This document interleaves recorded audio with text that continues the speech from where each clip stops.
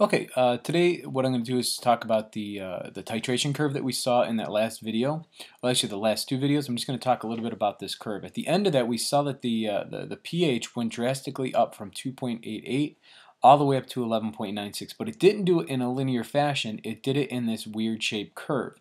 This weird curve comes from the fact that we create a buffer system. As soon as that strong base touches that weak acid, it creates a buffer, and that buffer is what maintains the pH at around this area. It keeps it about the pKa value of our weak acid. So whatever our weak acid's pKa is what's going to be very closely dominating that buffer system. And notice that dramatic spike here, that the pH goes up really quick at this point, because at that point we've lost our acid. Our buffer is destroyed, and our buffer, our weak acid is all gone. So at this point here, we no longer have acid in the solution is the base that is dominating everything, and at this point on, curve pretty much is dominated by the strong base. So that's where that strange curve comes from. It comes from the fact that we create a buffer system, and then we see that the buffer gets destroyed, and as it gets destroyed, it doesn't take much to just go dramatically up to the top here to get a very high pH. And also note that at equivalence point, our pH is going to be greater than 7 when we have a weak acid titrated with a strong with a strong base, because we have that conjugate base of that weak acid left over. And if you need to check that out, go back and look at this point here to get that pH and understand why. Alright, so let's just briefly kind of look at the curve again and just kind of highlight some things on this. Alright, at the beginning, that initial point of the curve, what you have is just weak acid. So you cannot use the Henderson-Hasselbalch equation, because before we add any base to this titration, at the initial point, at point 0, what you have is just weak acid. You must use an ice table at that point. Now, any point right after that, as soon as you get past that, is where the buffer starts. So we get our buffer to start, and our buffer ends right before this part right here.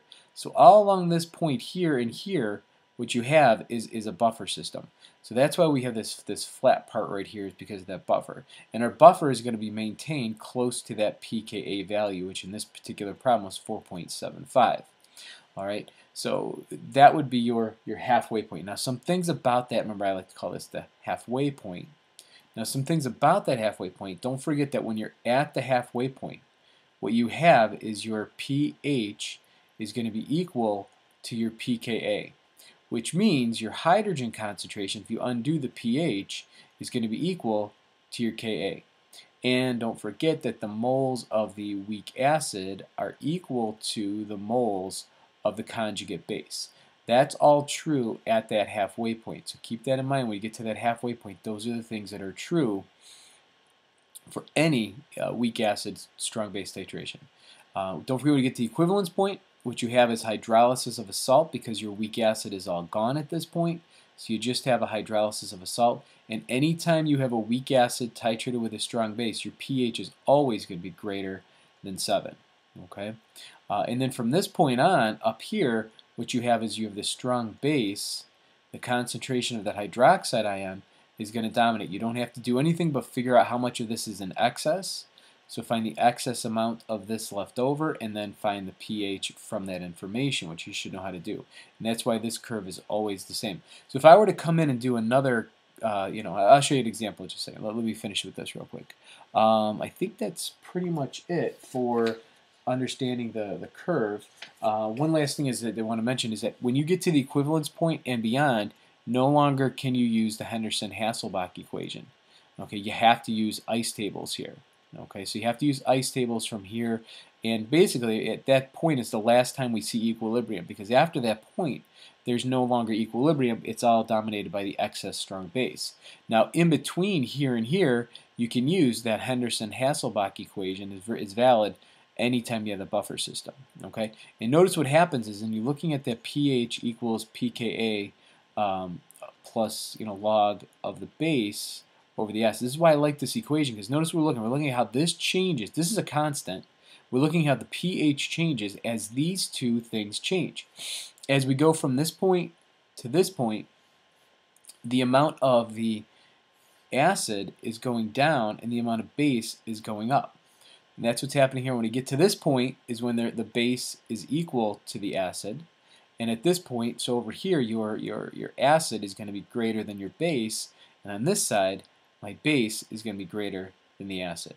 And that's kind of what's going on along this curve. And eventually, the acid is completely destroyed and the buffer is gone. Okay? So one thing I want to show you is a comparison of the strengths of acids. Let me show you that real quick.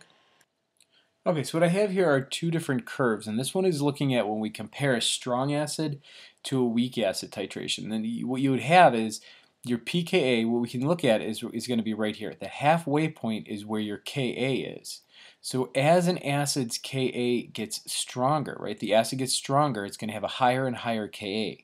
What that means is that we're going to drop lower and lower and lower and lower, so we see a bigger discrepancy between that top curve, which is represented by the strong base, and our strong acid. So if I were to do a strong acid, strong base titration, it would be the extreme case.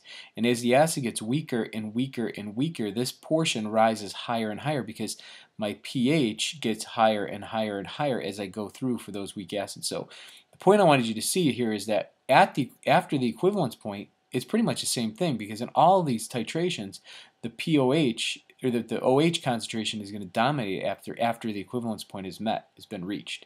Okay, so as our acid gets weaker, the curve gets higher and higher and higher and higher. So we can see there's a connection between the height of that curve, where that pKa falls, to where we would be. So this would be something like, pKa, we really wouldn't have pKa if it was a true strong acid, but you would have something like down here at like 2.0, where this could be something like 6.4.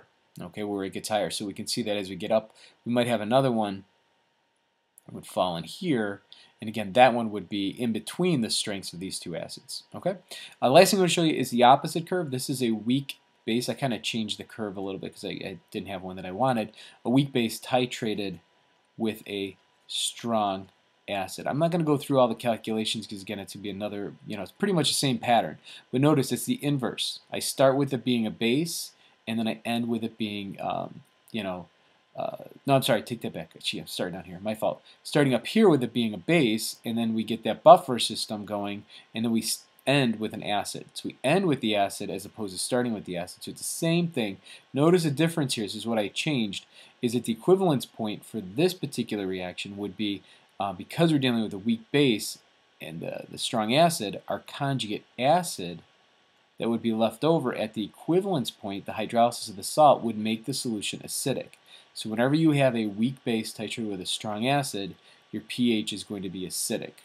Now if you had a strong base and a strong acid, then your pH would be 7. So for this one here, I would imagine that the equivalence point would be at that 7 mark, where the other ones wouldn't be. Okay, so hopefully that helps you with titrations, and I will talk to you guys later. We'll kind of recap these and do a lot of problems in class.